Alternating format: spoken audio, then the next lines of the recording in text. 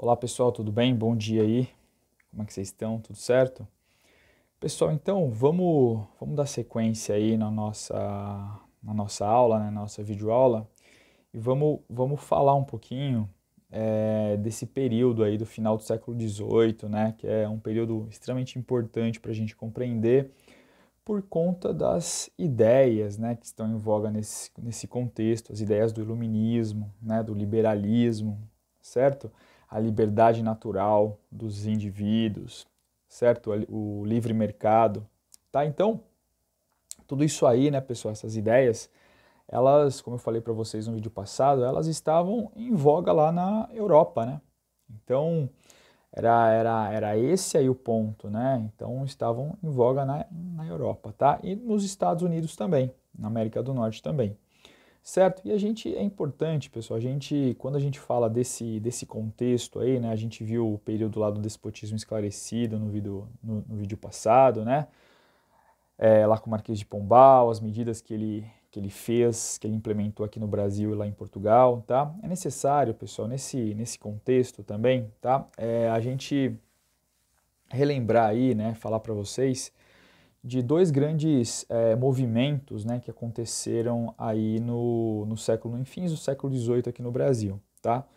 Que é a Inconfidência Mineira, que aconteceu em 1789, tá? E a Conjuração dos Alfaiates, que aconteceu na Bahia em 1798 aí, tá, pessoal? Então é muito importante a gente falar desses dois movimentos, tá? Porque são movimentos que foram, né, bastante influenciados, né, por essas ideias do iluminismo, tá, da Revolução Americana, da independência americana e que aconteceram aqui no Brasil, certo? Então é muito importante a gente mencionar e falar desses dois movimentos aí, certo, pessoal? Então vamos falar um pouquinho aí da Inconfidência Mineira e na sequência a gente parte lá para a Conjuração Baiana, tá?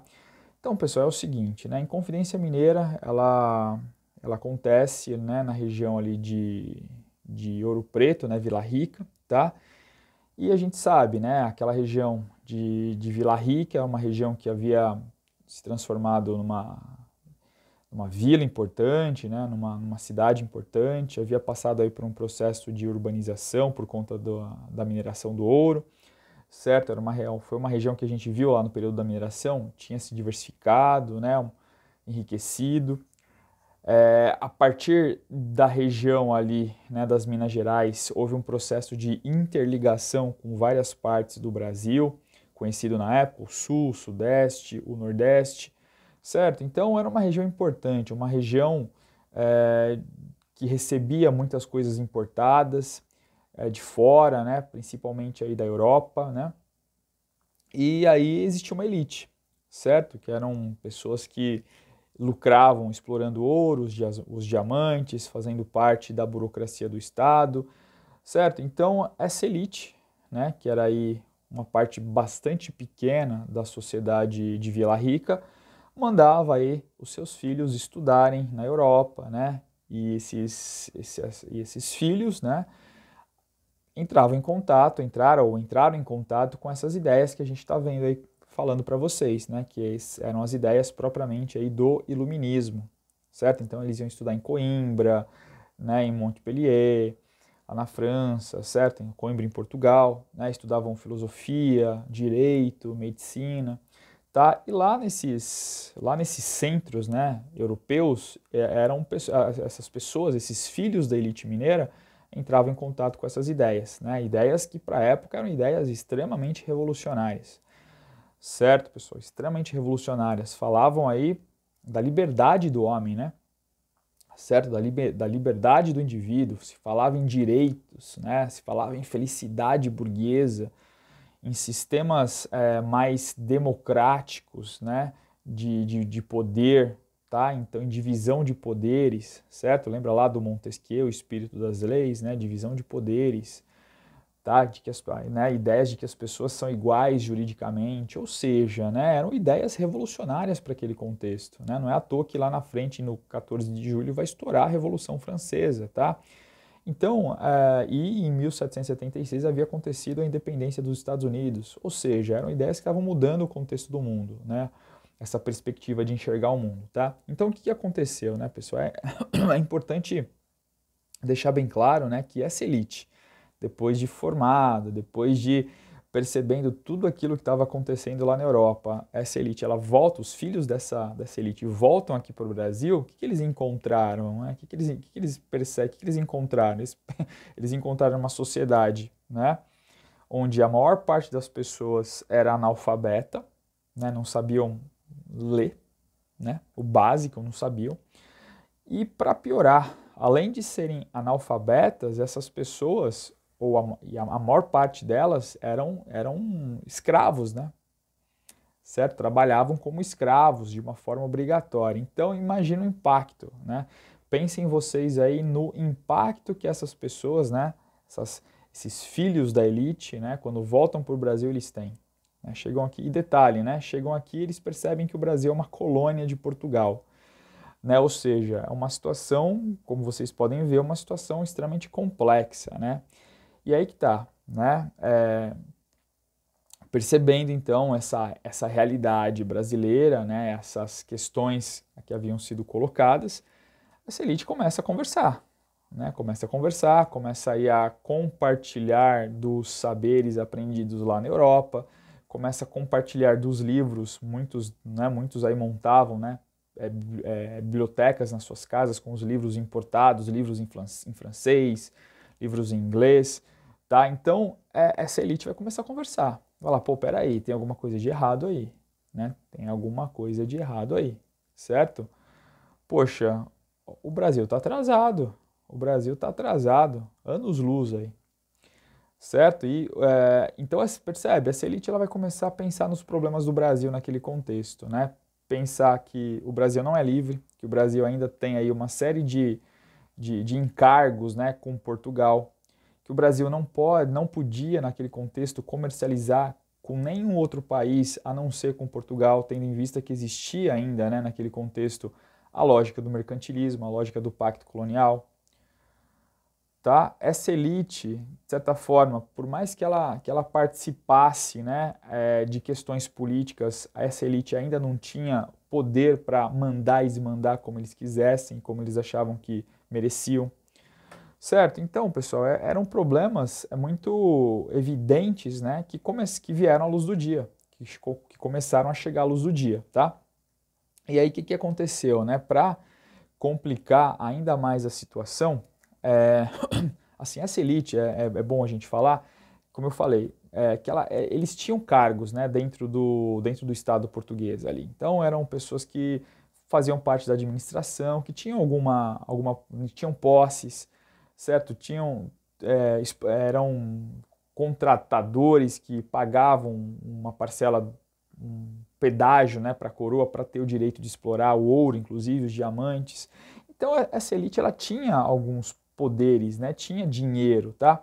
Só que começou a acontecer, né, pessoal? A Portugal manda para a região das Minas Gerais uma pessoa que é o Luiz da Cunha Menezes, né, que vai ser o governador daquela região das Minas Gerais ali. E esse governador, né, ele chega ali destituindo muitas pessoas dessa elite, chega demitindo muitas pessoas, chega cobrando, né, ali os aluguéis, né, passando o pente fino em quem estava devendo isso ou aquilo para a coroa. Ou seja, ele vai desestabilizar a região ali, né, ele vai desestabilizar esses benefícios que a elite tinha. Tá? E para piorar, quando ele sai, quem assume o poder é um tal de Visconde de Barbacena. Tá? O Visconde de Barbacena, depois de receber uma carta lá do rei de Portugal, dizendo que ele tinha que arrefecer, ele tinha que ser mais rígido com relação aos impostos, né? Com relação ao que ia passar para a coroa, certo? O que ia ser cobrado de imposto ali desses proprietários, né, desses contratadores e enviado para a coroa. Então ele começou a cobrar mais dessas pessoas. Ele falou assim, é o seguinte, vocês têm que pagar 100 arrobas de ouro por ano, ou melhor, por mês, desculpa, por ano, tá? 100 arrobas de ouro por ano. E caso vocês não paguem essas 100 arrobas, a gente tem o direito de confiscar os seus bens, né? Enfim, vocês vão perder suas casas, perder as lavras que vocês têm explorado, enfim, é isso. E se vocês não tiverem o dinheiro, a gente vai começar a penhorar tudo que vocês têm, né? Que é a ameaça de um imposto chamado derrama, né? Então, assim, a derrama ela nunca foi de fato cobrada, né, pelo governador, tá? Mas ela passou a ameaçar essa elite, né? Porque quando essas mudanças acontecem, é um momento em que a produção de ouro nas Minas Gerais já está em baixa, né? Se a gente for ver aí, o auge da produção aconteceu aí né, até mais ou menos a segunda metade do século XVIII. A partir disso, a produção do ouro ela vai começar a declinar.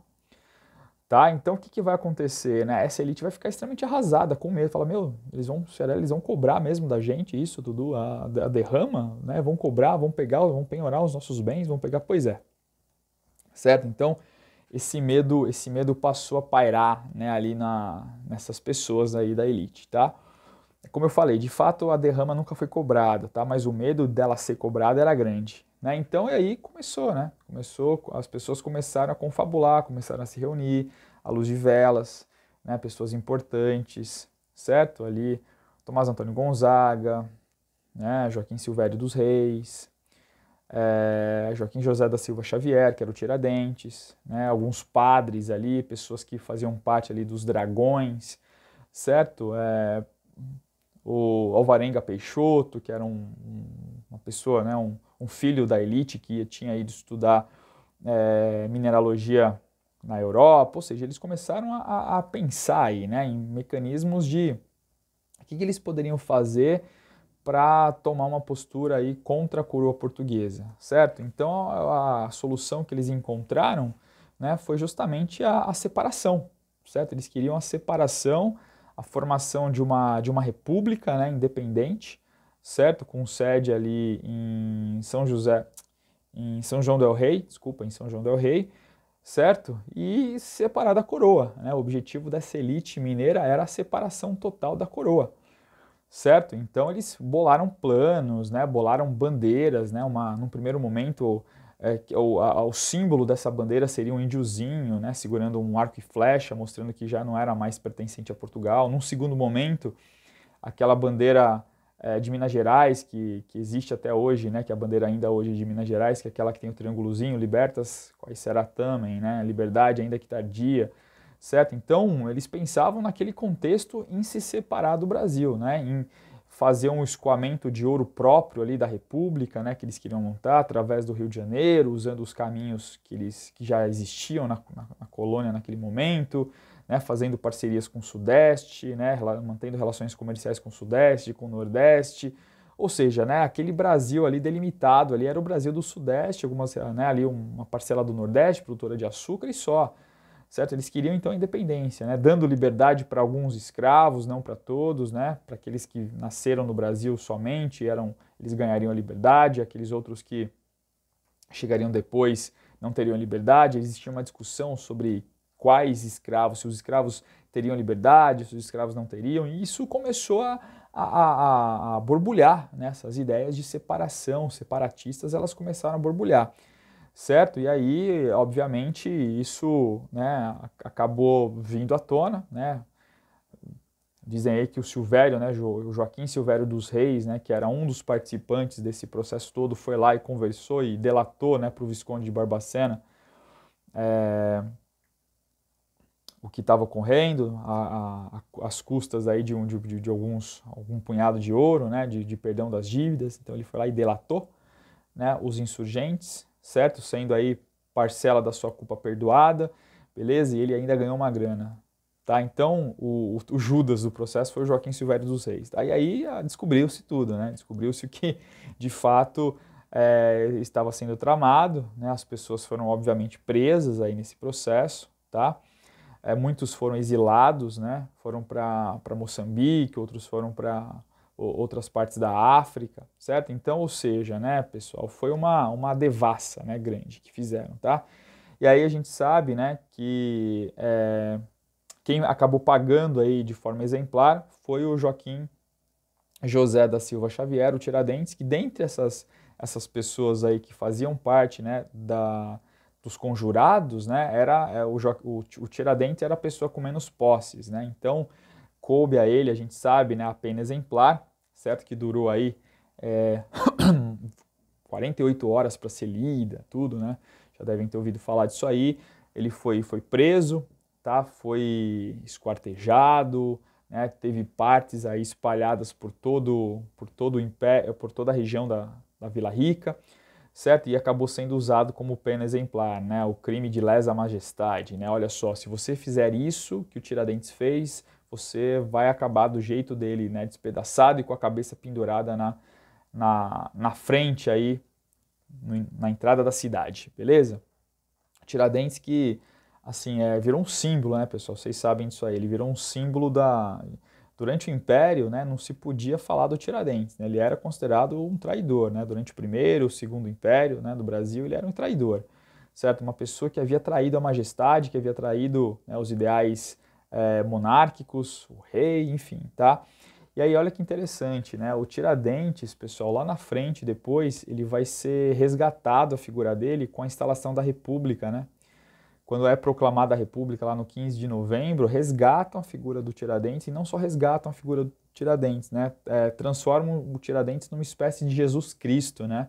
Para virar o representante do povo, a pessoa que havia morrido. Para vocês verem como que essas imagens, elas acabam mudando, né, ao longo da história, a construção das imagens aí históricas. Então, durante o Império, Tiradentes foi o quê? Foi considerado um traidor, certo? Deixa de lado o Tiradentes, né? O traidor, lesa a pátria, tudo, lesa a majestade. Lá na República, ele resgataram o Tiradentes e transformaram ele num herói, né? Simbolizando o povo, né? Deus, Jesus Cristo, que havia morrido para salvar o povo, né? É muito interessante, tá? Bom, pessoal, a gente sabe então que esse movimento que aconteceu em Vila Rica, tá? Não deu muito certo, era meia dúzia de pessoas, né? Ali que se organizou, certo? A divulgação não aconteceu da forma como foi esperada, né? Então acabou não dando certo, tá? Outra coisa, pessoal, como eu falei, tá? Esses movimentos aí, a inspiração desses movimentos eram os ideais iluministas, certo? Então, os ideais do iluminismo, né? Aqueles ideais que vinham da França, né? Dos Estados Unidos, tá? E que acabavam norteando aí os inconfidentes, tá? Então, eram esses ideais do iluminismo, como eu falei, né? Da razão. A razão é a norteadora de tudo, tá? Nesse sentido. Tudo bem, pessoal? Entenderam? Bom, não deu em nada, tá? Acabou não dando em nada, as pessoas perderam bens muitas vezes, tá? Então é isso. Certo? Então, o movimento aí, a Inconfidência Mineira. Não pode esquecer que é um movimento, então, da elite das Minas Gerais e que naquele Brasil, naquele contexto do Brasil, na escravocrata, acabou, né, não dando muito certo, não, tá? O outro, pessoal, que aconteceu é a famosa Conjuração Baiana, né, que aconteceu em 1798, tá? Lá em Salvador. Certo, a conjuração baiana, essa sedição, né, o nome que é dado também a ela é Conjuração dos Alfaiates, tá? Ela foi mais popular, o próprio nome diz, né, Conjuração dos Alfaiates, tá? Pessoal, a Salvador, tá? A causa, né, da conjuração baiana, certo, que aconteceu lá em Salvador, eram causas assim, teve também a influência dos valores iluministas, tá? Teve essa coisa também de buscar, né, a separação de Portugal, de se verem, né, de buscarem a liberdade, de se verem livres, de poderem comercializar com outras regiões, inclusive com os Estados Unidos, com a França, né? Queriam trazer o Napoleão, queriam trazer o Napoleão para ajudar, né? Vai vendo, né? Isso aí. Tá? Então, por mais que havia também questões ali envolvendo a realidade local de Salvador, né? Que era justamente a pobreza, né? A pobreza, né? Então, a discrepância naquela sociedade de Salvador, da cidade de Salvador, era muito grande. Então, pouquíssimas pessoas, né, os brancos ali, tinham tudo, né, que se podia imaginar, comida, roupa boa, liteiras, né, que eram aqueles carros puxados por escravos, tinham condições de saúde, moravam em bons lugares, e do outro lado a parcela ali da Baixa Salvador, constituída em sua maioria por escravos, mestiços, que naquele contexto, né, a situação, o custo de vida tinha piorado, né, por algumas questões aí, tinha piorado o custo de vida e as pessoas começaram a viver mal, né, pioraram a situação de vida. Então, se juntou ali os alfaiates, né, os marceneiros de Salvador para buscar ali mudanças, né? Queriam mudanças, queriam que a coroa portuguesa interviesse de alguma forma para mudar aquela região. Tá? Na verdade, eles não queriam que a coroa interviesse, eles queriam a separação de Portugal, certo? A situação tinha chegado ali num extremo absoluto. Então, não era nem que a coroa interviesse, era também a separação de Portugal, tá? Beleza, pessoal? Então, só que teve aí a participação, né? Teve uma maior participação popular, tá? Então, obviamente existiam alguns líderes, né? O João de Deus, se eu não me engano, Manuel Faustino, João de Deus e Manuel Faustino, se eu não me engano, tá? Que, né, foram os líderes, né? Acabaram sendo aí presos e acabaram sendo enforcados, né? Acabaram sendo presos, tá? Enforcados, mortos, né? E a rebelião ela acabou sendo dissipada aí, certo? Acabou não dando em nada também, tá? Mas é um movimento importante aí, né, pessoal? Conjuração dos alfaiates, tá? Que também mostra aí esse cenário, um pouquinho desse cenário aí do final do século XVIII, tá? Pessoal, houve aí também algumas outras sedições, né? Como, por exemplo, a sedição do Clube Literário lá no Rio de Janeiro, tal, que era um clube literário que discutia questões também iluministas, certo? Só que essa aí não acabou nem virando um movimento, né? Acabou se dissipando logo que as forças policiais deram uma prensa lá, eles acabaram, foi cada um para o seu lado, tá? Os dois movimentos principais aí do final do século XVIII que você tem que ter ouvido falar e guardado, né, é justamente a Conjuração Mineira, né, Inconfidência Mineira, e a Conjuração dos Alfaiates aí. Certo, pessoal? Então é isso, tá? Agradeço aí a visualização do vídeo, certo, pessoal? E a gente se vê aí numa outra oportunidade, tá bom? Muito obrigado, a gente se vê, até mais. Tchau, tchau, pessoal. Valeu!